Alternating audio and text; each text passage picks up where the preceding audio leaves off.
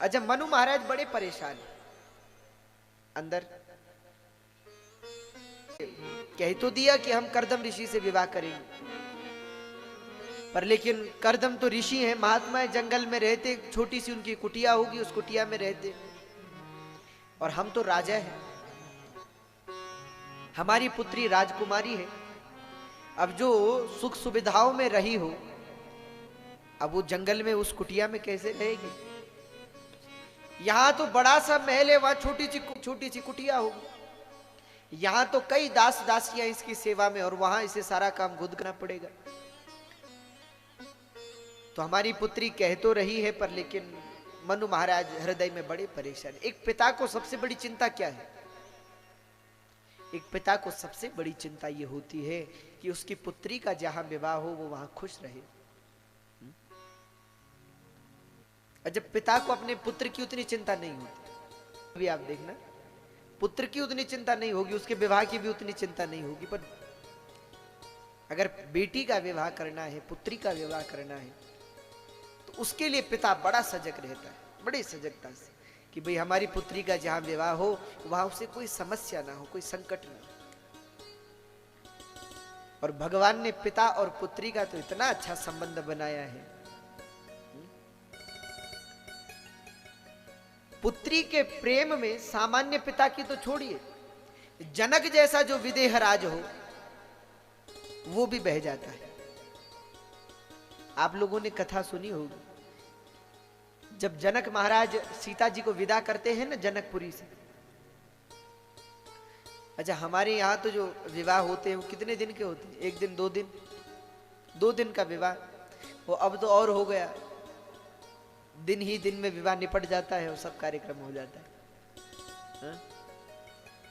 तो पहले जब जनक महाराज, तो राम जी और लक्ष्मण जी तो पहले से ही थे जनक जी के यहाँ, क्योंकि धनुष तोड़ दिया था। तो फिर जनक जी के यहाँ से निमंत्रण गया दशरथ जी के यहाँ, महाराज आप बारात लेके आ जाओ, विवाह तय हो गया है। तो दशरथ जी बारात लेकर के चले, और इतने सारे रघुवंशी सब बारात में सज धज करके चले, और बड़े अभिमान में चले। अभिमान में क्यों ना चले, राम जी की बारात है, कोई छोटे की बारात थोड़े। सब बिल्कुल बड़े अभिमान में बोले राम जी की बारात है। अच्छा, अब लोग पूछते कि भैया ये बारात किसकी जा रही है? बोले राम जी की बारात जा रही है। अच्छा, कहाँ जा रही है? बोले जनकपुर जा रही है, विदेह राज जनक की कन्या से चक्रवर्ती महाराज दशरथ जी के पुत्र राम जी का विवाह है, उसके लिए जा रहे। अरे आप लोग तो बड़े सुंदर लग रहे हैं। अरे बोले राम जी की बारात है, कोई सामान्य बारात थोड़े है। तभी एक व्यक्ति ने उनसे पूछा, बोले बारात तो जा रही, पर दूल्हा कहाँ है? बारात तो जा रही है, पर वर कहाँ है? अब कहें कैसे कि वर तो पहले पहुंच गया है, राम जी तो पहले के गए हुए। ये पहली बारात है जिसमें वर नहीं है। बारात है पर वर नहीं है। तो बड़ी दिव्य भव्य बारात जाती है, और 6 महीने तक जनक जी रोक करके रखते हैं मिथिला।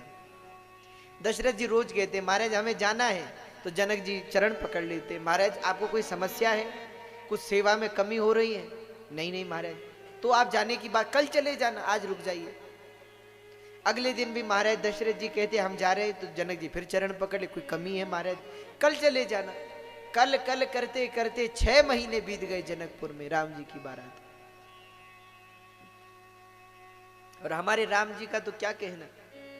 राम जी का जब विवाह हो रहा था, तो होता है ना, बिहार में ये परंपरा है कि जब फेरे होते हैं तो कई बार वर रुक जाता है, तो वो अपने ससुर जी से कुछ मांगता है, और ससुर जी वो वस्तु उसको देते हैं, ऐसा एक विधान है।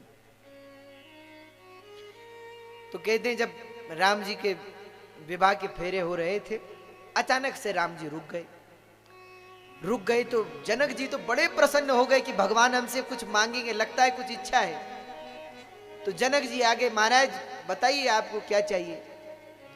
तो जनक जी से तो नहीं कह पाए प्रभु, पर लेकिन गुरुदेव भगवान से कहा, विश्वामित्र जी से, गुरुदेव हम चारों भाई एक साथ पले बड़े, एक साथ जन्म हुआ, एक साथ भोजन करते, एक साथ बैठते, एक साथ घूमते, एक साथ सोते, और विवाह केवल हम दो हमारा हो रहा है।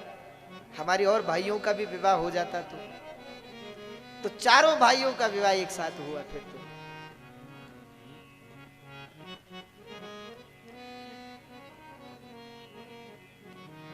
बड़ा भव्य दिव्य जनकपुर में स्वागत होता है, बड़ा सुंदर विवाह का। तो 6 महीने तक बारात रही जनकपुर में। और जब दशरथ जी ने अंत में कहा, जनक जी महाराज हमारा भी राज्य है, वहां भी लोग हैं, उन्हें भी देखना है। अच्छा, अयोध्या से रोज पत्र आए, कौशल्या जी का, कैकेयी जी का, सुमित्रा जी का। अरे महाराज हमारी बहुएं कब आ रही हैं? 6 महीने हो गए, आप आते क्यों नहीं है? दशरथ जी ने वशिष्ठ जी से कहा, महाराज जब आप ही जनक जी को समझाओ। हम तो जब कुछ भी बोलते हैं तो ये पैर पकड़ लेते, चरण पकड़ लेते। तो वशिष्ठ जी ने, विश्वामित्र जी ने समझाया, राजन पुत्री को तो एक दिन विदा करना ही पड़ता है, अब पुत्री को विदा करो। तब तो जनक जी ने विदा किया दशरथ जी को, राम जी को। और जब विदा करते हैं सीता जी को जनक जी, तो जनक जी रो रहे। अच्छा, जनक कोई सामान्य नहीं है। जो भागवत जी के वक्ता हैं ना सुखदेव जी, उनके भी गुरु हैं जनक जी, इतने बड़े महापुरुष और ज्ञान की मूर्ति है जनक। जनक जी का एक नाम है विदेह। विदेह यानी जो देह से परे हो, ऐसे जनक जी। पर लेकिन जब पुत्री को विदा करते हैं तब जनक जी रो रहे हैं।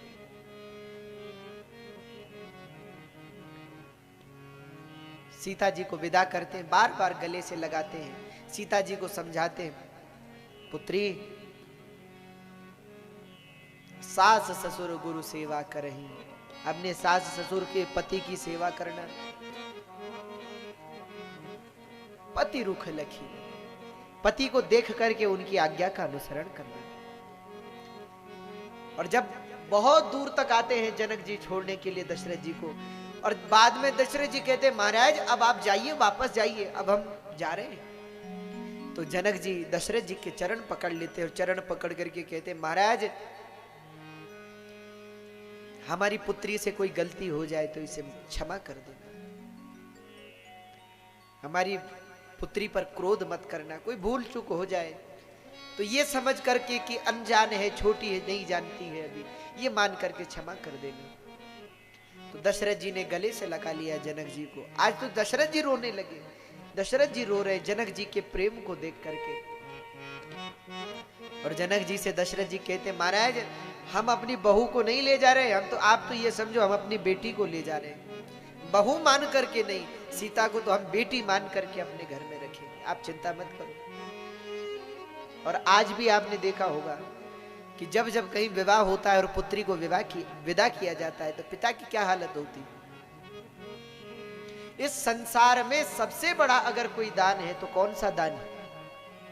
बोलो कौन सा दान है सबसे बड़ा? सबसे बड़ा दान है कन्यादान। क्यों? कन्यादान इसलिए सबसे बड़ा है क्योंकि जब और दान हम लोग देते हैं ना तो हमारे अंदर अभिमान आता है कि हमने दिया है। पर कभी उस व्यक्ति को देखना जो कन्यादान करता है, उसका सिर झुका हुआ रहता है, आंखों से आंसू बह रहे होते हैं।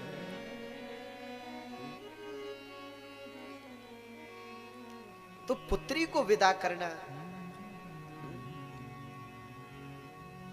जनक जी विदा करते हैं, सीता जी को बार बार गले से लगाते हैं। सीता जी से कहते हैं, जनक जी सोच रहे हैं ये मेरी पुत्री नहीं है, इसने तो मेरी मां की तरह मेरा ध्यान रखा है।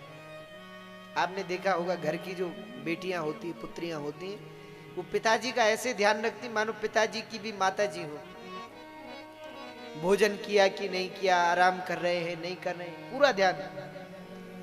तो पुत्री का और पिता का एक अलग सा संबंध होता है।